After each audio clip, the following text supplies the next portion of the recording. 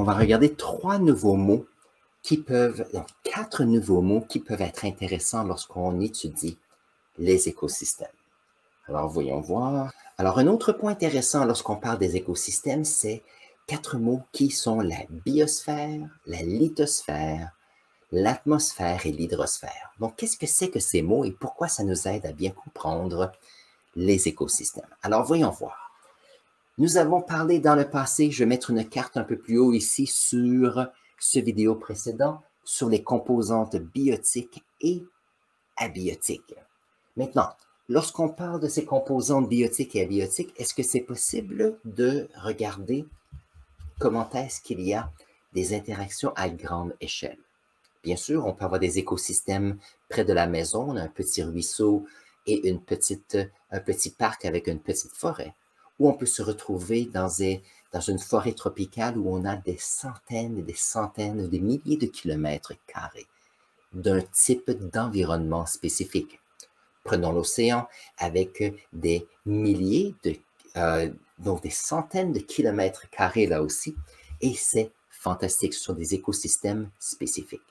Mais si on était pour reculer, pour voir à partir de notre petit parc jusqu'à alors je vais remontrer ma photo ici que j'adore énormément. Alors une photo de la NASA du projet ici Orion et Artemis. On peut voir que notre petite planète est une petite boule qui ressemble ici à une petite bille, où il y a des interactions entre les composantes biotiques et abiotiques. Comment est-ce qu'on peut considérer cela lorsqu'on a une certaine distance pour voir une vue d'ensemble de ce sujet? Alors ça, c'est ce que nous allons regarder maintenant. Alors, une chose qui caractérise bien sûr notre planète, c'est l'eau. Alors, lorsqu'on parle de l'eau comme ceci, l'eau se retrouve, par exemple, dans les rivières, les océans, et bien sûr, on peut ajouter les mers intérieures, on peut ajouter même... Oups, je vais attendre un petit peu. Ce sont, oui, les glaciers des calottes glaciaires. Donc, des calottes. Voyons voir leur mot, c'est pas drôle. Voilà. Les calottes glaciaires. Maintenant, ces calottes glaciaires, ce qui est intéressant, voyons voir. Donc, on se retrouve avec de l'eau qui est liquide et solide sur notre planète. Et tout ce qui s'appelle l'eau ici, ça s'appelle l'hydrosphère. Donc, hydrosphère, comme ceci. Nous avons cette idée d'hydro qui représente l'eau, la sphère qui est l'ensemble de toute l'eau qui existe. Maintenant, peut-être certaines personnes vont dire, oui, mais il y a de l'eau qui se trouve dans les nuages, par exemple. Ah, ça, c'est intéressant. Donc, si nous avons les nuages comme ceci, où on a la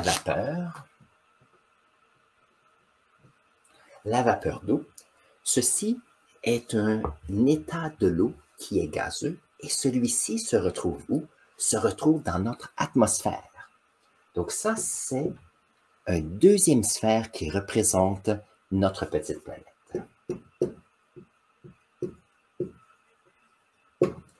Et on a ici notre mot sphère encore qui représente l'ensemble de tout cela. L'atmosphère est gazeuse. Dans celui-ci, nous avons bien sûr l'oxygène que les humains ont besoin, comme ceci. Nous avons le dioxyde de carbone que nous expirons et que les plantes ont besoin. Nous avons bien sûr l'azote qui est le gaz le plus abondant dans notre atmosphère, comme ceci. Et bien sûr, il y a de l'eau qui est sous forme de vapeur et qui est sous forme gazeuse. Donc ici, ce sont des gaz fantastiques. C'est une deuxième sphère dans laquelle nous avons des matériaux importants. Donc, lorsqu'on parle de composantes biotiques et abiotiques, nous parlons ici d'une composante abiotique, l'atmosphère qui est le gaz, composante abiotique qui est l'hydrosphère avec l'eau, et La troisième sphère qui est aussi importante pour soutenir la vie, on a mentionné qu'il y avait le sol, il y avait le roc, comme ceci, il peut y avoir tous les nutriments, il peut y avoir le sable, comme cela. Donc, on se retrouve avec de la matière qui supporte la vie. Maintenant, il faut se dire qu'il y a bien sûr des interactions entre la lithosphère et l'hydrosphère, parce qu'il y a ce qu'on appelle l'érosion, par exemple. Nous avons ces rivières qui vont éroder certains endroits, donc vont prendre le roc, le briser en plus petit et finir par avoir du sable, de l'argile et autres, permettent d'avoir des nutriments nécessaires pour la biosphère. Nous avons la glace. Lorsque l'eau gèle, il y a une expansion. Cela aide bien sûr à changer et à changer la forme solide de la lithosphère. Maintenant, l'atmosphère a aussi une interaction avec la lithosphère parce que les gaz qui sont ici, souvent mélangés avec l'eau, vont éroder de façon chimique le roc, les minéraux. Et ça, c'est intéressant. Donc, par exemple, si on prend la planète Mars, on l'appelle la planète rouge, et la raison, c'est qu'il y avait, si on recule plusieurs millions d'années, il y avait beaucoup plus d'oxygène dans l'atmosphère.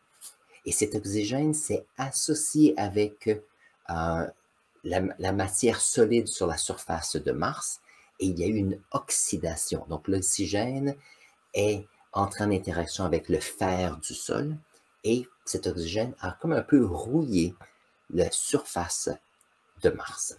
Donc, pourquoi est-ce qu'on l'appelle la planète rouge? C'est justement qu'il y a une oxydation de la surface de Mars.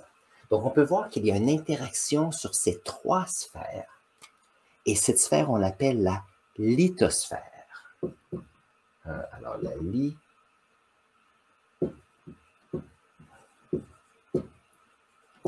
Nous avons le mot sphère ici, comme cela. Bien sûr, ça représente l'ensemble de litho qui représente notre Terre et la partie solide. Maintenant, tout ceci est important comme trois composantes abiotiques. Pour supporter quoi? Pour bien sûr supporter la vie. Donc, si on prend tout ceci, je pourrais faire un autre cercle qui est comme cela, qui inclut les trois sphères. Voyons voir si je peux avoir un vert plus foncé. Je ne l'ai pas ici, donc je n'ai pas d'autre marqueur. Intéressant. Donc, nous avons ici une autre sphère qui, ici, je la mets verte, que je vais appeler la biosphère.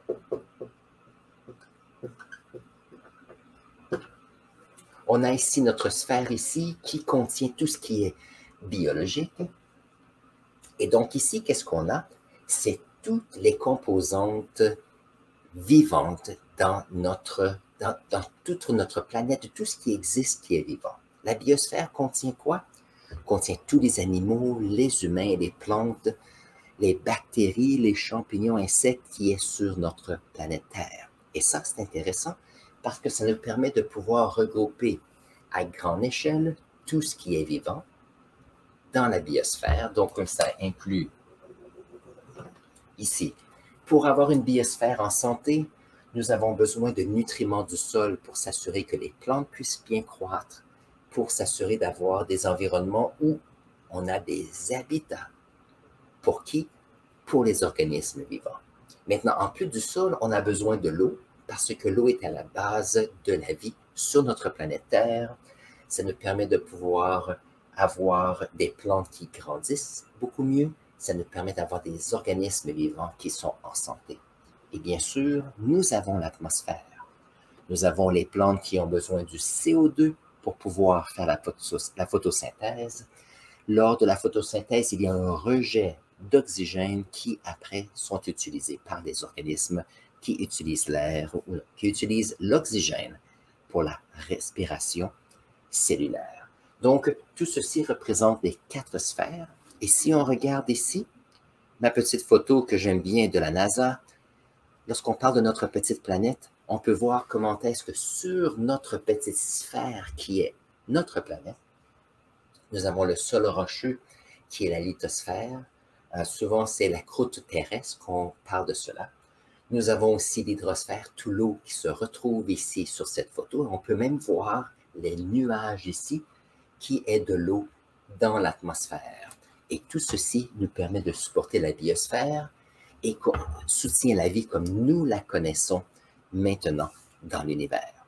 Et bien sûr, la question est toujours à savoir, est-ce qu'on est seul dans l'univers comme organisme vivant? C'est une excellente question.